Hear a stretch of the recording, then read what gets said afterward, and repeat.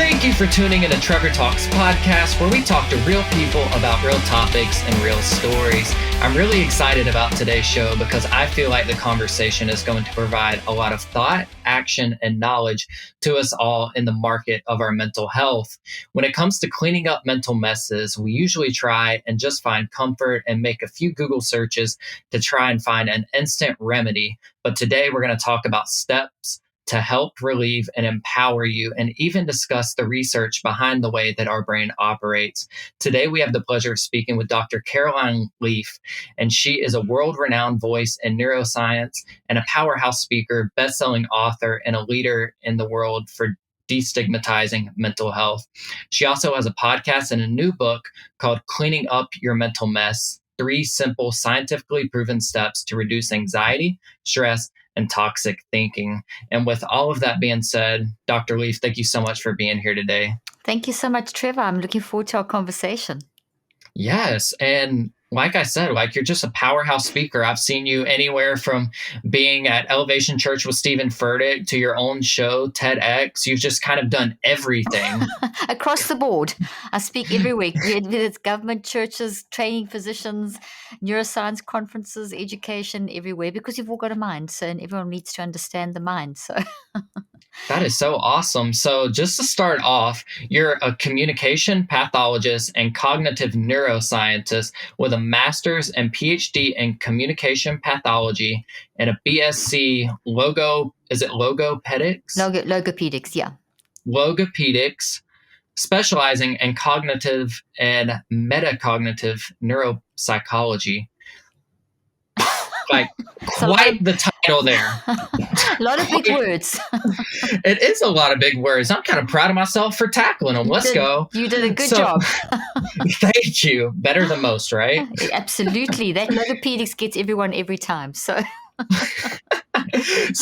what exactly does all of this mean? What do you do on a daily basis with your research and all of the above? Excellent question. So basically that can be simplified into I'm a mind-brain researcher. So I've researched for 38 years now. I've been researching the mind-brain-body connection and the differences between them and how they integrate, and what is mind and what are thoughts and what are emotions and what are memories, and do we have any kind of ability to change and develop them and grow our memories, and what is a memory in relationship to a thought. And so I started out initially in a very therapeutic sense. I practiced for 25 years. I specialized initially in chronic traumatic encephalopathy, CTE, head injuries, traumatic brain injuries, dementias, Alzheimer's, learning disabilities, that sort of thing, severe traumas from emotional traumas, war trauma, sexual trauma, that kind of thing. So I worked very intensively in those areas, and from day one started doing extensive research and trying to understand. I was very concerned back in the 80s, which dates me because that's when I started my studying, but I was very concerned about a comment that a professor made. And that really launched me on this career. And it was giving us this whole thing about neuroscience. And in the 80s, neuroscience wasn't even really called neuroscience. It was a whole different, it was just in its infancy, understanding the neurology and how the brain functions and so on. And we were told in lectures that the brain couldn't change and that we would need to teach our patients to compensate. And immediately that just didn't work for me because, we were talking about the mind brain. And so, well, the mind's experiencing life and life's always different. So the mind experiences are always different. And the mind uses the brain. So therefore the brain's got to change. And I remember making this comment and my professor saying, hey, that's a ridiculous question. And I said, okay, well, let me take this ridiculous question to another level and start doing research. So I started working with people with traumatic brain injuries. I said, give me the worst situation. And he said, okay, well, go work with TBI. There's very little research on it. And he was really challenging me in a good way, but also there was this whole thing, the brain can't change. And I proved him wrong. I did some of the earliest neuroplasticity research back in the 80s in my field. And we didn't have fMRI at that stage. We used CT scans. So we didn't see, it was only in the mid-90s that fMRI technology was discovered and basically showed that the brain was responding. But from a CT scan, we could see differences in the brain and also EEG. And I currently use QEEG in my research. And essentially what this meant was that the brain is something, the mind is something, and there's a relationship, but they're not the same thing. And we need to understand mind, brain, and the relationship. And so I was practicing as well at the same time as doing research. And I really did a deep dive in a very kind of different way to what people normally would do research, because the whole thing, when you're in a scientific world, you just got to keep churning out publications and things. And what I did was thought, okay, I want to get into the field and I want to really study what's going on. So I worked in as many different environments as I could, doing a lot of observational research, and then started putting that all together. Did a lot of initial research in the 90s, and then for a period I just did deep dive research where I was gathering data. And then I've started putting all that data together in the last few years, doing a lot of clinical trials. So now we have a whole spate of us applying all this data and developing this. And my book, Cleaning Up Your Mental Mess, that you mentioned, is the most recent, simplified version of the most updated version of the research of mind, brain, and what it means, and how can it help you as a person? How can it help humanity? Because the whole thing is, we're human, and as humans, we have minds, and the difference between a dead person and a person who's alive is the mind, and the mind is driving everything. So if we don't understand what it is, we're going to have a problem, and we see that evidence very clearly in today's current era, where mind, and now we know that we learned that the brain, by the mid 90s, it was accepted, late 80s, mid 90s, that the brain could change. But then for the last 40 years, we went another direction. As we learned more about neuroscience, there was a whole sort of scientific philosophy that's entered into the world of the media world and into the mental health world. And that is that the mind and the brain are the same thing.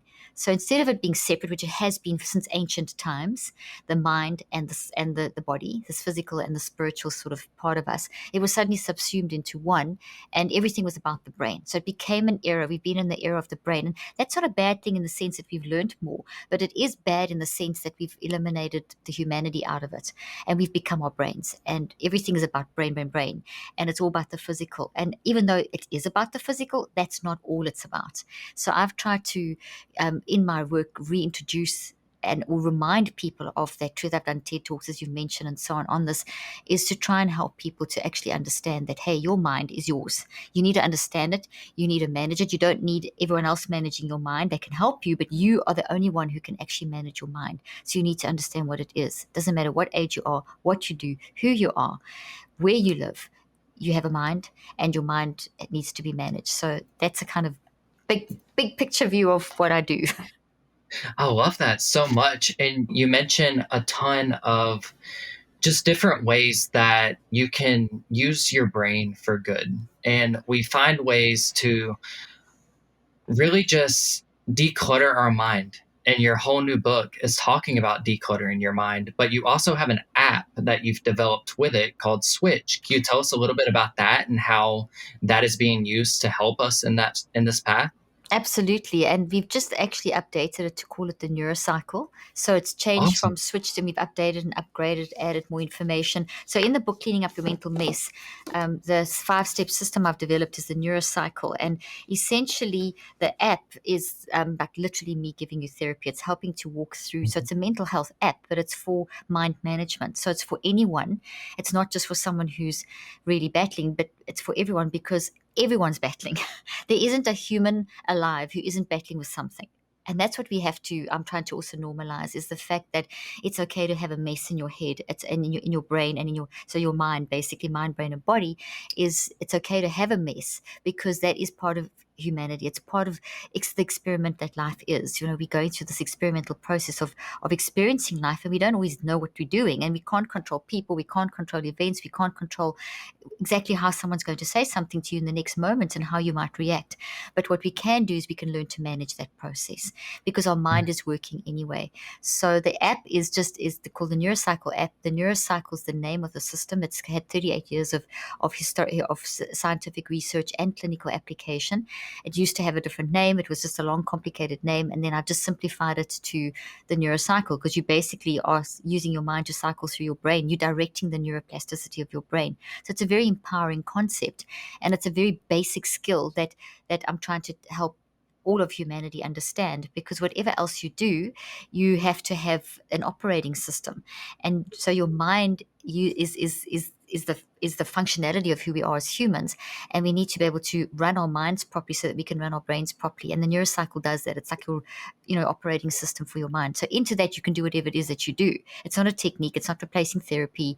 It's not some new great technique, self-help technique. It's not a new mental health technique. It is mind management, and the benefits there are that it's going to help with mental health. So I redefine mental health in the process of the book and the app and the work that I've done, instead of it being seen as an illness, which it has become over the last 40 years.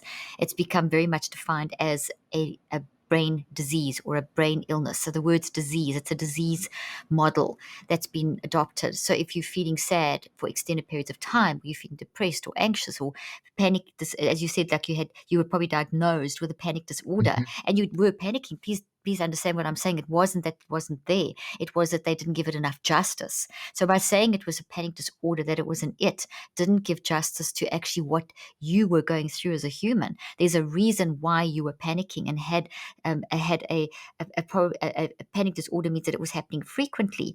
So there's a reason behind that. And just to, I don't know how it was treated in your case, but in general, if it's just labeled and just medicated and maybe they give you a bit of therapy, that doesn't do justice to who you are and what you've been through, because there's always a reason why we show up like that. And there's from environment.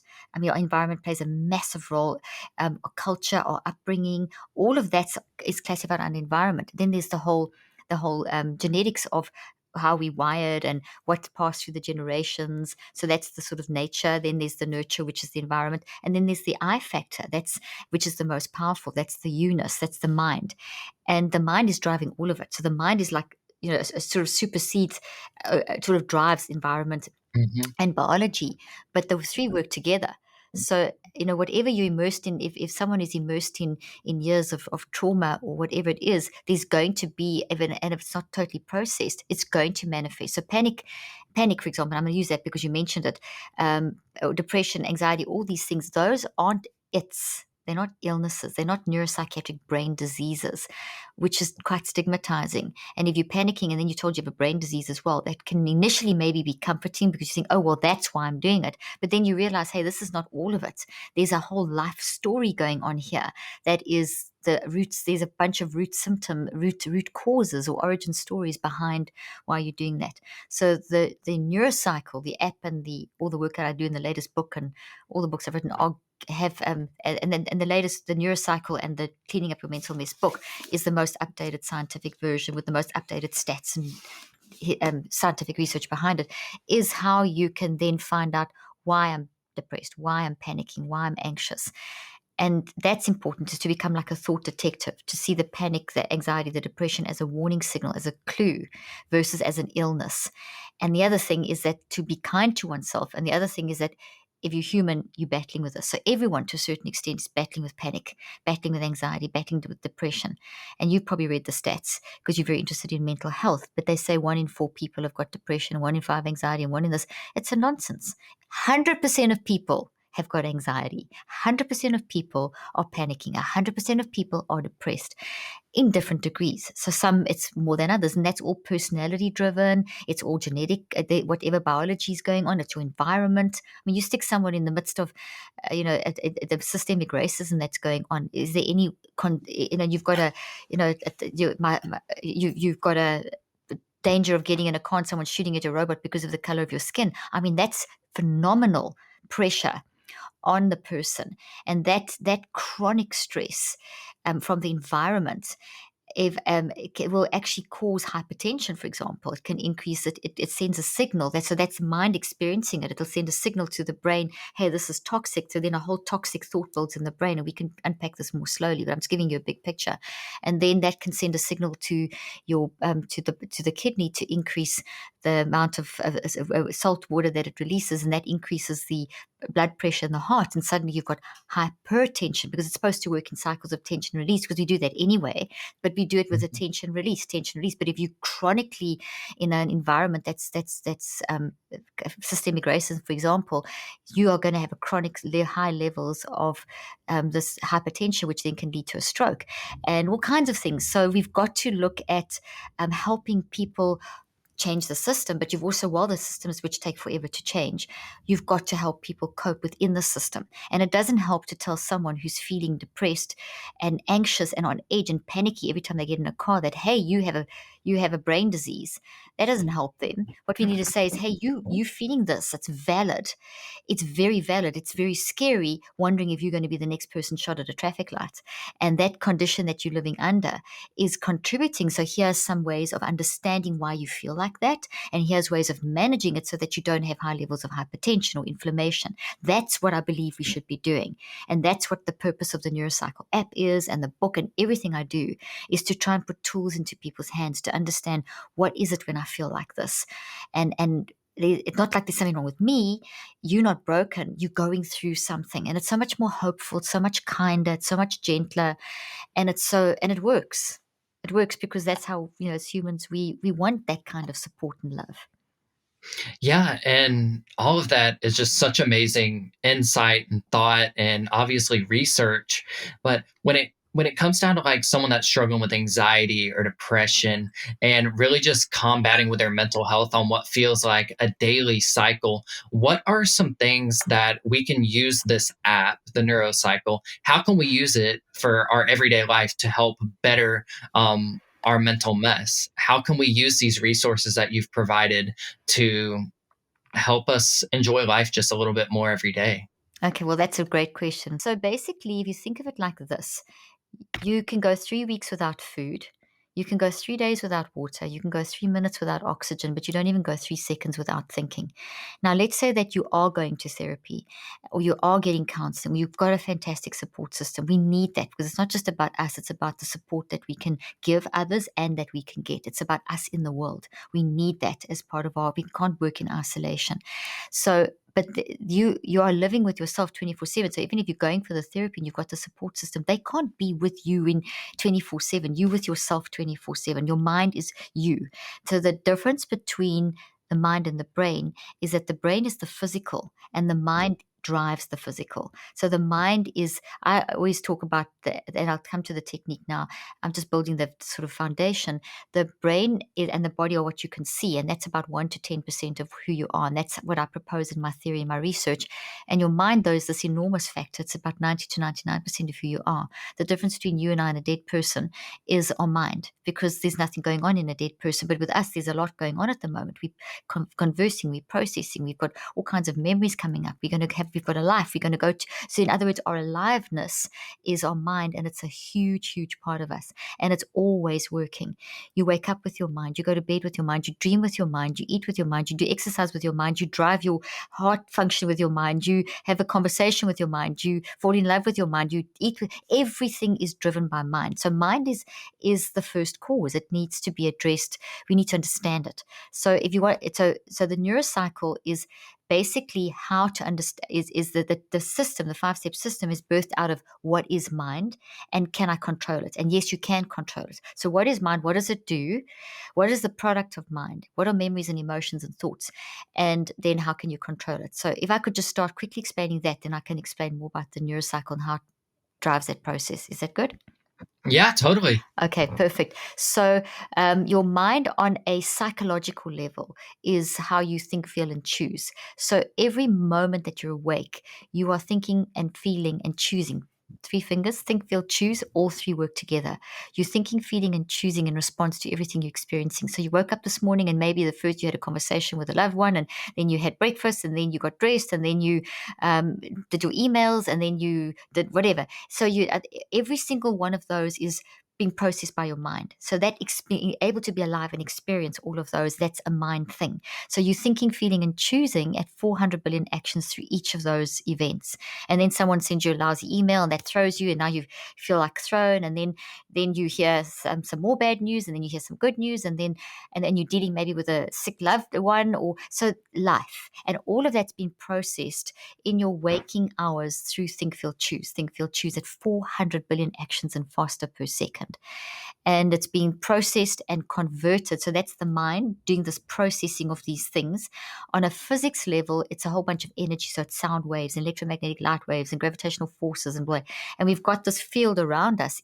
We've got gravitational fields that we stop us floating, but we also have a unique gravitational field and electromagnetic photons and things, all Einstein's work. Basically, we're surrounded by a cloud of photons, and that arrange themselves into gravitational fields, and that you won't find around a dead person. It's an alive person. So it's this. So mind has this actual kind of almost physical typology, if you wanted to call it that. And then as you are in life, you read the email. That's electromagnetic light forces. So psychologically, you're reading an email and you're thinking, feeling, and choosing. But on a physics level, it's a whole bunch of electromagnetic quantum forces that are going on, and that moves through your brain. Now you have to have the physical brain, with all of its 200 different structures arranged into 200 different areas, with all of its specialized connections designed for you. All of us have these more or less 200 areas with our own specialized connections within them, but yours are different to mine. So you can do what I can't do. So we each have our own specialization, and that's why we're a community, because we've all got our own contribution to make. So this incredible you thinking, feeling, and choosing is then processed through your incredible brain, which matches you, kind of this match. So your brain works for you, not me. And then we take this, and as soon as this energy hits the brain, there's a reaction electrically, chemically, neurochemically, and genetically. And proteins are made, and the information, the data from the email, for example, or this conversation becomes a vibration in proteins, and those proteins group to form branches. And the more you hear, the more data coming at you, the more that you see here, etc., the more branches grow. So you eventually grow like trees. Here's a little plant, a tree. I'm holding up a green tree for the listeners. And this is what a thought looks like. So the product of mind is a thought. So you're building thoughts all day long. And the average person, and this is really hard to estimate, so it's very much an average. And I've looked at many different scientists' calculations, and this is what I think is the most comfortable average that I would tell people, is that we build around about 8 to 10,000 thoughts a day. And some are big, some are small, some are attached to other thoughts. And to build a thought, like right now, all of you are building what I'm saying with our discussion into a thought tree in your brain. Everything I'm saying is going into the root system, because the roots are always the source. Think of it: you plant a seed, you grow the roots, the tree grows, the trunk, and then the branches. So this is what we started. You introduced me. That was the seed. As you started speaking, everything I'm saying and you asking me, all of that's going into the roots. So and those are memories. So those are root memories. The source of the origin, the email, would be the root memories. So memories are inside thoughts. Like a tree is made of branches and roots, a thought is made of branch memories and root memories. And then as I'm speaking, you are immediately growing branches, which is your interpretation of what I'm saying. So your unique perception, the uniqueness of you according to your specializations in your incredible brain and the mind-brain match, is producing this beautiful unique perception of what I'm saying. So when you go from this conversation and you apply this in your life, or you talk to someone else about it, or you do whatever, you're going to be talking from this conversation. This is how you show up. So every single thing, and here's where the neurocycle comes in. That's the process that's happening about life. So that, and then in a moment we'll talk about the different types of mind, but just so that it makes it easy, that's happening all day long. While it's happening, as I'm talking and you're doing this building thing, creating this physical thought with its branches, which are physical, it has weight, it's changing the brain, that's neuroplasticity. While that's happening, you're being informed by existing memories inside thought trees. So as I'm speaking, lots of different thoughts are moving from the non-conscious area of your brain, NON, not unconscious. Unconscious is when you knock someone out or they have an anesthetic. Non-conscious is the most intelligent part of us as humans, the most misunderstood, the most people talk about your unconscious being a filing cabinet. The unconscious is when you're knocked out. And the non-conscious is not a filing cabinet. It's the most dynamic, brilliant part of you. It's infinite. It's quantum in nature. It's beyond space and time. It's incredibly wise. It's where all your experiences are stored from a certain point in the womb to the age you're at now. They keep changing. It's phenomenal. It's the non-conscious mind that enables us, through using the brain, it uses the brain and the body to express the units. I just think of what you do in any one moment, in any one day. It's human just to be alive and sitting here listening. There are so many things going on. So your non-conscious is driving a lot of that. So the bad stuff happens there as well. So now that's on the healthy side, and that's perfect because that produces, good feelings and positive health, and that's life. You have a great conversation, you're doing your business well, we're going along. But then in between, we have the email that throws us. So here's a toxic tree. Now I'm holding up an ugly, wiry looking thought tree. And so thoughts are real things in our brain. We build them, as I said. But if you have a toxic experience, then the roots, it's going to be a toxic source. So the origin story, so that's that ugly conversation or that terrible email or that problem you're having with a work colleague or that trauma that's happened to you in the past or that current trauma or boss bullying you or terrible things going on at work or terrible pressure, whatever. That is that source over there. So that's being experienced by the mind through the electromagnetic fields into the brain, and you build this thing made of proteins. But these thoughts weigh you down. I mean, if you think of it, these, and they literally do, they weigh mass. So do these, but these ones lift you up because they match that the specialization. You're wired for love nature, which is all about survival and managing the mental mess and moving forward and growing and repairing. But when we get stuck in toxicity and we just get stuck in the mess and we're not actually managing it, we're not cleaning it up, this is very toxic to the brain, toxic to the immune system. The immune system recognizes this in the same way it does COVID virus, also protein, and it will send out immune factors. It'll become inflamed. There'll be neurochemical chaos, and we'll physically feel weighed down. And so it's like when you say, oh, I feel so weighed down by this, you are speaking literally and figuratively. You're saying it as a metaphor, but it is actually happening. And that's creating a huge disturbance in the whole brain and body. And then you have the downstream effect, which increases inflammation. And cortisol levels increase and all the hormones get upset and cardiovascular health is threatened and neurological health and pretty much everything. And whatever's weak, whatever genetic weaknesses come through the generations in your body, that can be activated. In other words, anything that's undealt with is going to create a vulnerability in your brain and your body, in the environment of your brain and body, in the environment of your mind, that then is just made you vulnerable. So things can happen.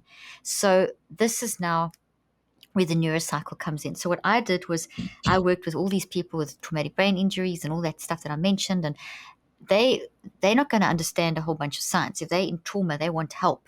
And like you said in the beginning, so I did explain all of this with all the props, but in obviously age appropriate and simplistically and that kind of thing. But I wanted a system to be able to say, okay, so this is why you feel like this. Now, what do you do about it? How do we manage this?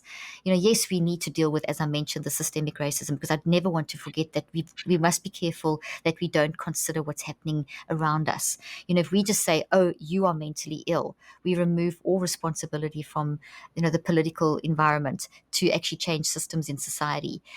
So we've got to look at those things too. So we don't want to just blame the individual. We want to equip the individual with an understanding of what's going on so that they can self-regulate and manage. That's the approach that I have taken and developed and looked for systems over all these years. And the neurocycle is the result of all these 38 years of extensive try this, try that, do this, look at this scientifically. What is this doing in the brain? What's that doing in the brain, the body, the telomeres, the DNA, like as much as I possibly could look at to try and find a system of mind management. Because if your mind's always working day and night, morning and night, if you don't manage it, then you're going to stay in potentially with a lot of toxicity, and that's increasing vulnerability to mind and brain issues, and will lead to panic, will lead to anxiety, but if I have a way of recognizing, okay, I'm feeling really panicky today, I can feel I'm triggered, I'm feeling a panic attack coming on or a series of panic attacks,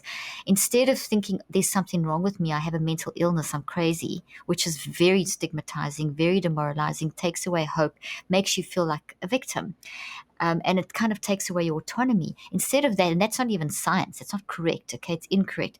What we see actually, the truth is that those are actually warning signals. So the depression, panic attack, whatever it is, frustration, whatever that you are feeling is a warning signal. Then you may observe it, okay, I'm not working that well, I can't concentrate, I'm really snappy in my relationships, I'm feeling like I just can't cope, I'm late, I'm flustered, do you look at your behaviors? Those are all warning signals, not that you are broken. It means that there's something going on. So you get curious and you say, okay, what are my emotional warning signals? What are my physical warning signals? What are my physical gut ache, heart palpitations, adrenaline rushes, tension in the shoulders, all of the above, whatever. And then perspective signals. Well, how am I looking at life today. Life sucks. It's terrible. I hate it. I can't do this. I'm overwhelmed. I want to give up, or whatever, or this is just too much. And so you objectively go into what I call the multiple perspective advantage, and you stand back and you observe your own thinking. And this is all in detail in the app, in the book. I'll walk you through this. I'm giving you the big picture view, the Cliff Notes version, and walking you through the process. So essentially what the Neurocycle is doing is saying, okay, here's life, you're in life, adverse circumstances happen, you're feeling the effect of that, you're not sure why exactly what's going on, or you didn't realize that the way you're feeling and functioning is linked to some underlying cause. Now you know. Now I'm telling you, however you show up, whatever you are doing, feeling, your perspective and the way your body's feeling are all signals, warning signals, clues of an underlying something going on in your life that is actually a threat to your survival, because we're all about survival. Love is survival.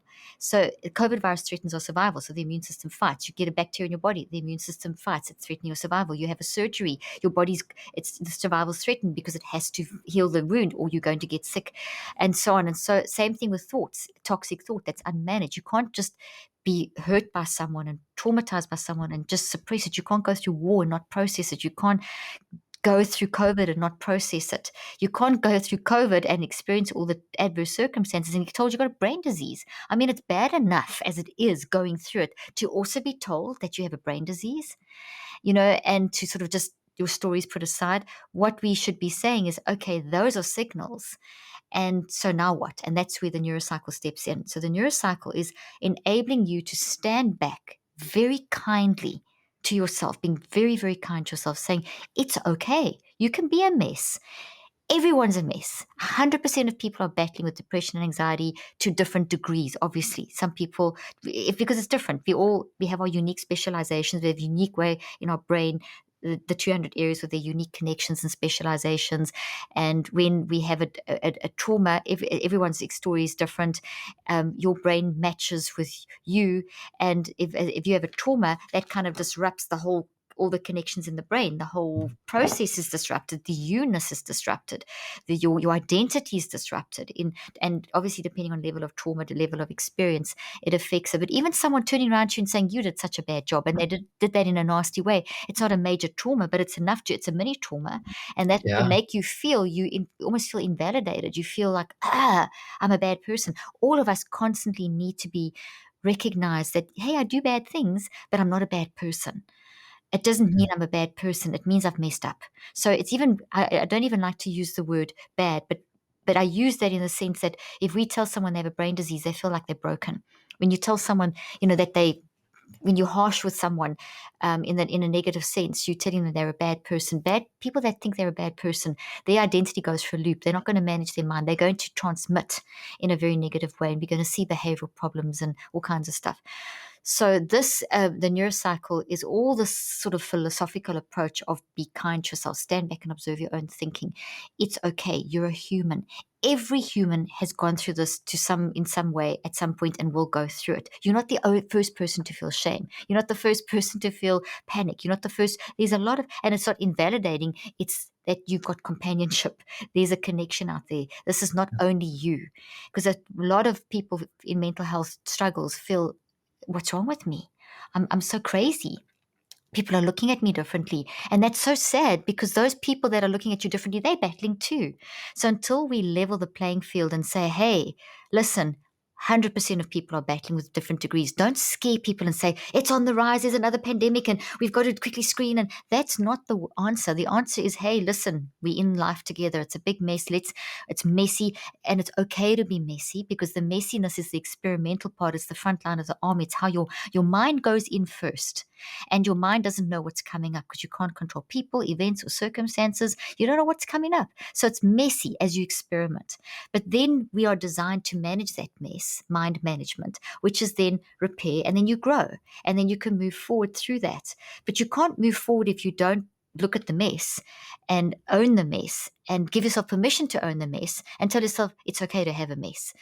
If you're told to feel bad, oh, that's bad, you've got a brain disease, then the whole thing becomes about let's suppress, let's hide it. I'm embarrassed, I'm ashamed, I don't want people to see it, I'm a leader, no one must know. Only 3% of leaders are talking about mental health. There should be 100% of leaders, because 100% of leaders are Yeah. battling. So these are 4% of churches talk about mental health. That thing with Stephen Furtick, it's had like 5 million hits or something. All my stuff, we get like millions of hits because people are being told a story that there's something wrong with you. There's nothing wrong with you. You are just in a mess, and you can manage it. No one's telling people that it's okay. It's part of life messing up, but part of that is managing it through mind management, to self-regulated mind management, where you are identifying the mess, repairing it, and then growing. And that is a very healthy process. The Neurocycle trains you to do that. It teaches you to self-regulate constantly, and we see from neuroscience that you can self-regulate, which is managing your basically mind management, managing your mind, managing your thinking, feeling, and choosing, and all your responses, and the thoughts you build, and the thoughts coming up, and the things you say, and the things you do, which are all mind driven. Mind management is managing that process, and the neurocycle trains you how to do that. It trains you how to listen, the conscious mind to listen to the non-conscious mind. The conscious mind's awake when you're awake. The non-conscious mind's always awake 24/7, and it's, as I said, where all your experiences are stored. It's a dynamic, intelligent, brilliant part of you. So the non-conscious is always restoring equilibrium. It's always looking for the problems, and then it pushes the problems through the subconscious into your conscious mind as emotional warning signals: depression, anxiety, panic, behavioral issues, physical symptoms in your body. Because we also, as soon as you build that thought in your brain, the physical tree, the brain sends a message to every cell of the body and says, hey, and then you wire it into your body too. And it's in the networks of your field. You're using Zencaster to interview me, and there's little lines going across the bottom. That's kind of what things look like in your mind area. So you've got these little, and if it's a toxic thing, it's going to be very erratic. Like if I had to start screaming and shouting now, the lines would go crazy over here. But because I'm speaking with a regular tone, the lines are flowing normally. So we've got that in our mind. We've got the trees in our brain, and we've got the DNA changes in our body. And I saw from my research, and this is a fairly new area of research, but telomeres are the ends of chromosomes. So if I cross my fingers, that's a chromosome from the DNA, and my fingernails would be telomeres. And telomeres determine the health of the chromosomes, and that then determines the ability and the health of cells when they multiply. And we make about 1 million cells every second. So, and the quality of those cells determine cell health, organ health, body health, and feedback into the mind. So what we see is that that telomeres, when they shorten weeks, if my nails were all broken, that shows me that I don't have my mind managed. So the more my mind is unmanaged, if I stay in the mess and I just try and suppress and forget and don't deal and just think I'm useless and bad, the telomeres shorten. You go into chronic stages of stress, chronic long-term toxic stress, shortened telomeres. Your biological age starts getting worse, and your whole body's vulnerability to disease increases dramatically. And I had people in my study that at the beginning of the study, they were just so, they had been diagnosed with clinical depression, and they didn't even know how to talk about themselves. All they could do was talk about what they couldn't do and how bad life was. But they didn't know there was no why. There was no, and they were so caught up in that toxic mode. Within 3 weeks of using the neurocycle, they had gone from literal flat lines in their brain, where the brain was just like almost non-functional, to normalized brain. And within 6 weeks, there were behavior changes. So within 9 weeks. So it takes 9 weeks of neurocycling to change a behavior, to build a habit. Habits don't build in 21 days. And so that's what we saw with our subjects, they went at the beginning of the study with biological ages that were sometimes 30, 40 years older than the actual age. So their body was older than the age. So we had like 30-year-olds with 65-year-old sickly bodies. So if you're a 30-year-old and you've got a 65-year-old sickly body, your vulnerability to disease has increased by a factor of anything from 38 to 98%, 35 to 98%. So you're vulnerable. And that means your mind's vulnerable. Within 9 weeks, that had reversed. Chronological and biological ages had gone to what they should be. They were matching up. The total inflammation across the brain and body, which was there at the beginning of the 9 weeks period, had gone by the end of by the 9 week marker, and all kinds of changes. I don't want to go into, there's a lot of detail in the book, but we see, in other words, there's this mind brain reaction. If what you do with your mind is working through your body, so your body is just responding. So it's not caused by your brain, it's your brain is responding. So you do get the damage, but once you get your mind under control, then you can change that. Now, I also work with traumatic brain injury, as I mentioned, and people with tumors, and so you can have biological damage in your brain, like a traumatic brain injury causes biological damage in your brain. But I showed that through mind training, you can restore the intellect, the cognitive functioning, social emotional functioning, etc. All of that you can, and we saw growth in the brain. That's neuroplasticity. And, there's so many studies of people, medications don't work unless your mind, if you think, oh, this is not going to work for me, it won't work for you. How many people have told me, hey, I take all these sleeping aids and nothing works for me because they're not going to work for me. So they take it and they're already saying it's not going to work for me. So already the whole mind has primed the brain for that medication to be overridden. So, and we're not talking about this. These isolated studies that are presented in an isolated way, but we have this psycho-neuro biological function. So the neurocycle, coming back to that, is a process that has been painstakingly developed with years and years of observation of humans in different environments and across different socioeconomic strata and in different situations with different issues, etc.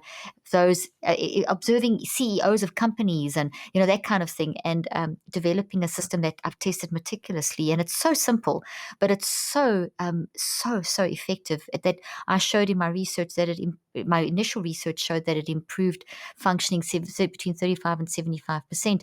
My most recent research shows that it'll improve management of things like depression and anxiety by a factor of 81%.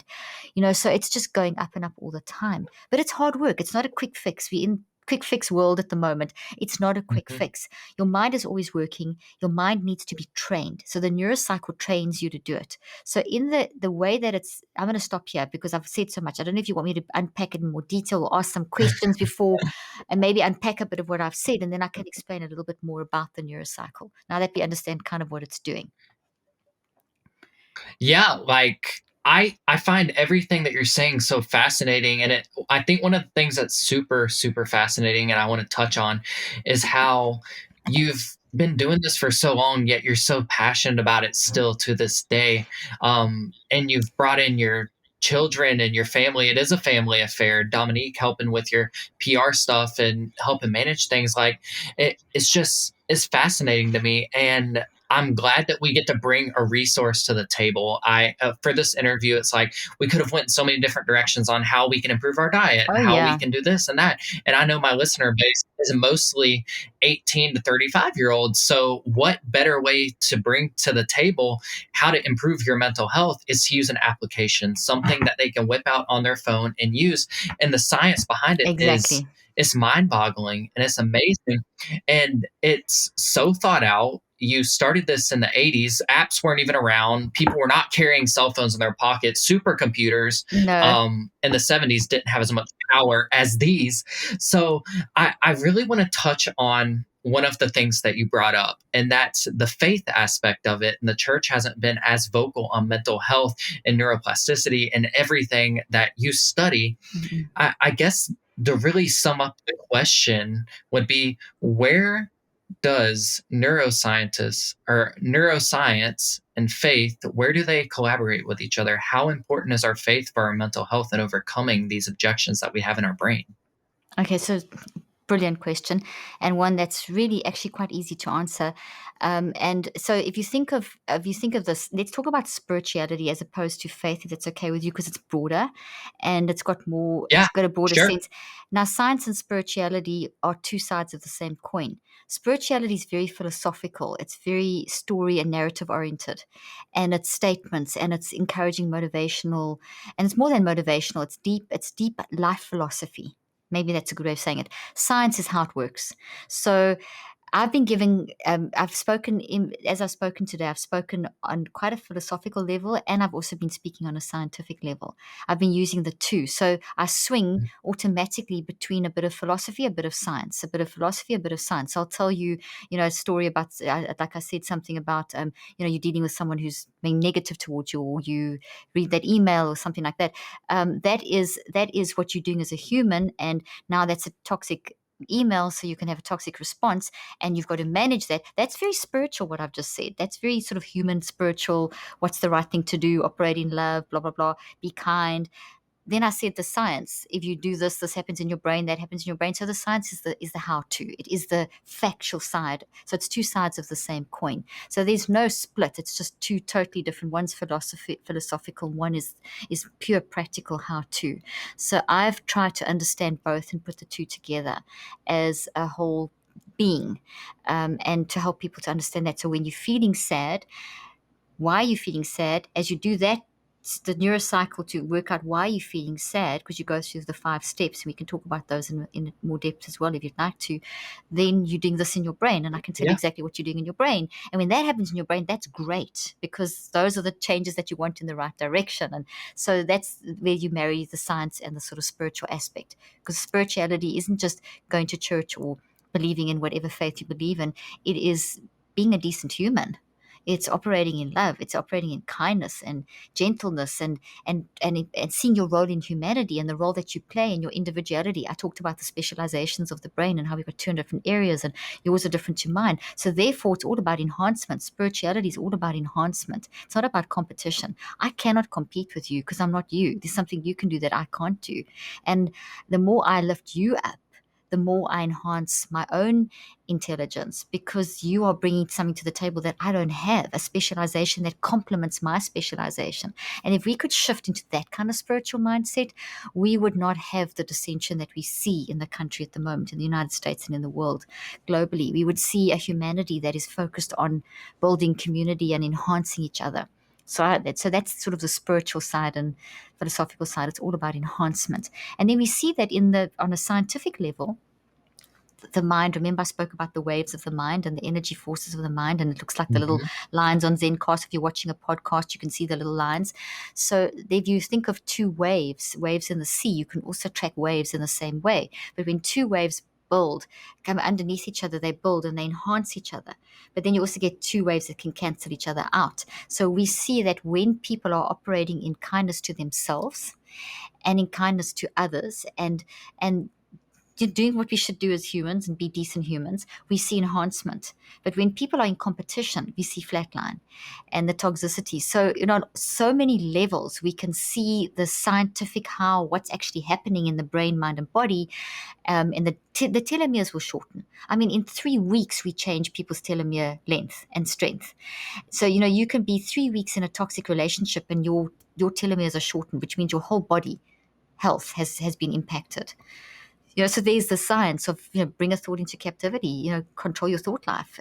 There is, how you're reacting. Yes, how you functioning within the situation. What are you doing to make a difference? All of that is enhancement, and it brings health into the brain and the body. Whereas the opposite, it's my civil right not to wear a mask. I mean, what about the people that you may be infecting? That's a negative, toxic. That person saying that is actually creating a toxic pattern in their brain. And it's not about there's research showing that the more we talk about me, myself, and I, the more we increase our chance of a cardiovascular event by 42% in the next 12 months. So I creates a toxic environment, which increases vulnerability of the heart. So these are things we're not talking about, which is what I'm trying to talk to people about, is that I'm not saying that you think a happy thought, you don't get cancer or the cancer's healed. That's not at all what I'm saying. There's been too much toxic positivity and that kind of sort of movement around for too long. It's all about the state of your environment that you create and what you're moving towards, and it takes time. And it's the acceptance of, in the depression, I accept that and I see that as a helpful messenger. In the panic, I see that as a helpful messenger. It's scary to be in a panic attack, but it's still telling me something. So if I embrace it, I control it. And science shows that, neuroscience shows that the minute you embrace something, it weakens its physical structure. So in the brain, the little protein bonds weaken the minute you say, okay, I own the panic attack. I know that I'm having a panic attack because of something. There is a reason why I have the symptom of depression. There's a reason why I'm feeling so frustrated. It's okay. It's okay to feel that. The minute you do that, 1,400 neurophysiological responses will work for you and not against you. And you shift your whole perspective. Your whole body changes. Your resilience increases. So that's the kindness thing, being kind to yourself, recognizing these things are okay to have. We all have battle with this. And so that's how you approach the neurocycle. And I talk all these lessons I give in the app. I actually walk through these every day. There's a mini lesson where I teach all the things that I'm throwing at you, a lot in like little bite-sized chunks. So you learn something, a new concept each day.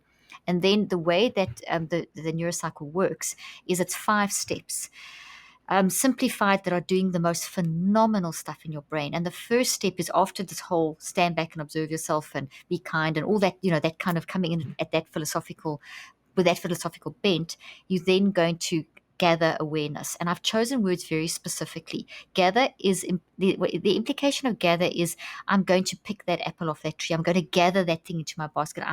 So I'm in control of what I want to actually look at, because you can't fix everything in one day. It takes these cycles of 63 days. So the 5 steps are done sequentially.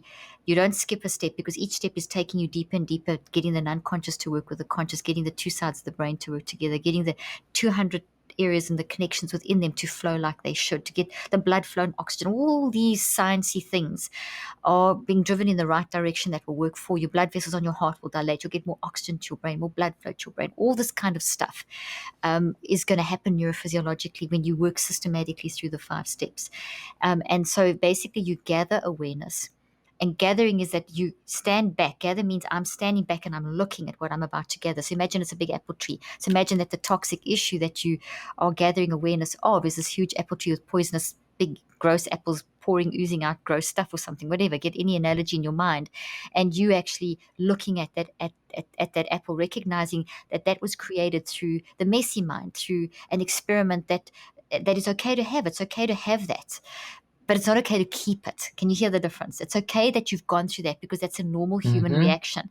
But now we've got to manage it. We've got to connect our messy mind to our wise mind. Our wisdom is that inner knowing in our knower that, okay, there's a better way. I don't have to live like this. I want a better way. I want my identity back. I want to have some peace. I don't want to have to fall apart every 5 minutes. I want to get in a relationship and keep it and deal with the issues, etc., etc. It's not like seeking after this perfect happiness. Happiness is also accepting the depression and all the anxiety that it's going to be with you the rest of your life, but it's managing it. So the first step is to gather awareness. And this is more than meditation. Meditation is brilliant. Breathing techniques, all of those are done prior to starting the 5 steps. And you'll see that in the Neurocycle app. I take you through a 3 to 4 minute, sometimes 5-minute preparation. And it could be tapping, it could be breathing, it could be meditation. So all of those things you can still do. They're brain preparation. They're not the technique. They're not going to fix anything. They just basically calm down your neurophysiology so that you can do work. The 5 steps are then how you do the work. They go beyond the mindfulness, the meditation, etc. So your brain is prepared, and then you gather awareness. So meditation, blah, blah, blah, the preparation, and then you gather awareness. You gather awareness of what? You imagine picking an apple. The first apple you pick would be, let's say, your emotional warning signals. The second apple you pick would be your physical warning signals. So it's the depression, anxiety, panic, or the gut ache, or the adrenaline symptom, and then the behavioral. What are you doing? You're just withdrawing maybe from friends. What is your perspective? Life sucks, or whatever. So you gather awareness of those. Then once you've gathered, so you've stood back and you've looked, what am I doing? How am I functioning? That's what gather awareness is. Then you reflect. Reflect is a very deep word. If you shine a white light through a prism, it comes out in the full rainbow colors on the other side. That's what reflect does. It reflects the depth. So you want to start asking, answering, and discussing. Asking, answering, discussing, because you're getting the wisdom, and that forces the two sides to work together. It forces you to get the conscious mind working with the non-conscious mind. When that happens, we see a huge rise of theta and delta and gamma in the brain, which is what you want. Those are frequencies or brain waves in the brain that show us that there's deep, introspective, wise, intelligent, brilliant stuff that's going to happen. It's going to produce those creative moments, those deep insights. So that's what the neurocycle is taking you into, these tremendous depths of thought. Then the 3rd step and the 4th step are writing steps. And they're very specific. It's very clearly laid out in the book, and tables and charts and examples and everything. The 3rd step is kind of messy writing, where you just write all over the page in the form of a metacog, which is a way of just organizing information, which is very in alignment with what a tree looks like, just big messy branches all over the place. And that's to just get out everything out of your unconscious mind. And then the fourth step is to sort that out, looking for patterns, for triggers, for how can I see this differently. The fifth step is an action of what did I learn today. And you do these 5 steps for around 15 to 45 minutes to detox the trauma, in other words, to find the root. So you're not going to find it all in day one. Day one, you may just gather one apple and start seeing, okay, well, there's definitely something going on. I don't know what's in the root. It may take you up to day 14 or 7 or 12 or whatever before the root starts being revealed. Oh, I'm doing this because this is what's going on. I can't handle this, or that's the source. So you've got the neurocycle takes you from the symptom to the source. So it's taking you from the warning signal, and that's deconstructing. And then as you find the source and it's revealed, all these branches are weakening. So this thing loses energy and it starts disappearing, and energy is transferred, never lost. And you start creating a healthy version. So I'm holding up a green tree. And the healthy version is the reconceptualize, seeing it differently. So yes, that did happen. That is the reason why. And so my subjects went from saying I am depressed to I am depressed because of. That's what my patients would say. I'm panicky. I am panic. Well, panic disorder is what I have. To I have a panic. I have issue. I have moments of panic because of. So you don't get rid of your story. You just see it differently, and you still may panic, but you'll know how to manage it quicker. So your efficiency in management is quicker. So we also give ourselves the grace that, oh, you can still have depression, because people think, oh, no, I've done the work now. Why am I still depressed? Oh, it's okay. You're going to feel depressed on and off for the rest of your life, because life is filled with adverse circumstances. You don't know what's coming up around the corner. But what you're doing here is you're training yourself. The minute something happens, the neurocycle is training a way of thinking by a way of driving your mind. So very quickly, once you hit the 21st day, it takes around 21 days to 5 steps daily, 15 to 45 minutes to deconstruct and reconstruct. Then this is very weak. It's not strong enough. It's not a habit yet. Habit takes a lot more work. You have to have each of these days, each of the steps, each of the days is releasing little dopamine rushes, which is increasing BDNF, which means I'm growing stuff. I'm getting more neuroplastic. By 21 days, more or less, you've got the new little reconceptualized thought, but it's not a habit yet. It still needs another 42 days of these little mini adrenaline, dopamine rushes and BDNF and neuroplastic. You need stuff to grow. This thing needs energy. So you practice this 5th step for about 1 minute to 7 minutes a day for 42 days. Now in the app, I walk you through all of that. So you've got your you can set your little step 5, which is called the active reach, and you have to practice it during the day. You can set that. So it pops up and reminds you on the screen, and I'm walking you through it. Each step I'm telling you what to do, and then you can pause and you do the stuff, and from day 21 to 42 you know exactly what to do. And now if you've had a major trauma, like you were traumatized as a child or something, and you have suppressed it for years, which happens it's very common that trauma is suppressed, because if you're a child, you don't know how to deal with the trauma. So very often childhood trauma is suppressed and is triggered when you're a young adult or teenager. Things trigger it as you become more introspective and metacognitive. Things start happening and so on.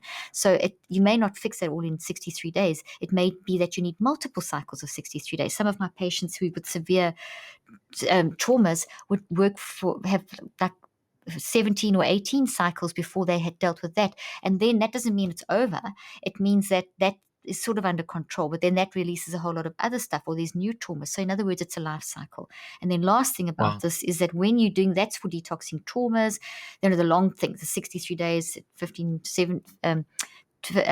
7 to 45 minutes a day, but that carries over into your day as well. So once you are practicing it on that level, you can then also it automatically, those 5 steps can be used in 5 seconds. So just before maybe you go into a meeting, you scroll through Instagram by mistake, you see someone makes a comment that throws you completely, you totally thrown, but you've got to now go into a business meeting and do a presentation. You can do a neurocycle to quickly get yourself under control. So it becomes a way of managing your mind. So it is like Amazon. Amazon is a phenomenally effective delivery system, but it delivers everything. See, so it can deliver anything. So what I'm providing you is the Amazon of the mind. It is the delivery system. And into that, you put whatever you need for your life. And the more you use it, the more efficient you become. And eventually you're self-regulating all the time. I love that so much. And speaking of Amazon, you can go to Amazon now and get her latest book, Cleaning Up Your Mental Mess. And you have several other books that you've authored. And I'm like, this is one of those episodes which I've had only a few times, but at this capacity, just walking away feeling refreshed, like taking my own mental notes. I had a little bit of a neurocycle like earlier. I went, whoa, like the microphone arm that my microphone sits on completely came off of the desk. So I'm like sitting here holding it and I'm like, okay, I could choose to focus on that negative piece of this. And then like the headphones and everything, like we mine had got stuck. neurocycles here. We've had to both do neurocycles. My earphones got stuck and my throat went and that's yeah. Yeah, that's like the humanity in us. And it's great that we could share a laugh and like people assume like, oh, Dr. Caroline Leaf, like she has it all together all the time. And it's like, we're humans. Exactly. We have things that happen. Exactly. We do. I mean, I'm very, if you listen to my podcast, you'll see I'm very open about the messes that I make and to try and help people, because the difference though is, Trevor, what happened now is what you've just described is that I still make the messes, but I know what to do. Mm-hmm. So I'm 81% more efficient in managing my messes by using the Neurocycle. So I'm not stuck in 100% mess.